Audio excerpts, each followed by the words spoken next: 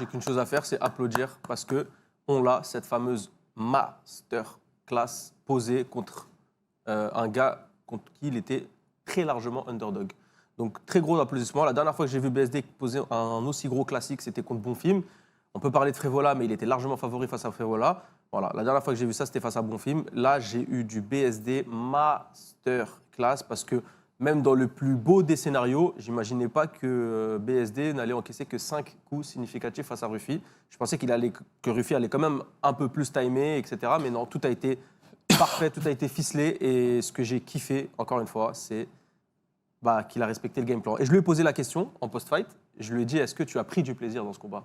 Est-ce que tu as kiffé? Parce que toi, on sait que ce que tu aimes, c'est libérer l'animal. Est-ce que tu as pris du plaisir dans ce combat? Et il m'a dit que ouais, il avait kiffé ce combat-là, qu'il avait pris du plaisir parce que justement, il s'était retrouvé lui-même, mais d'une manière beaucoup plus structurée, beaucoup plus intelligente. En fait, il s'est retrouvé dans le game plan que lui a proposé Nicolas Hoth. Donc, il a kiffé. Moi, j'ai kiffé. Tout le monde a kiffé. Je pense que Nicolas s'est régalé.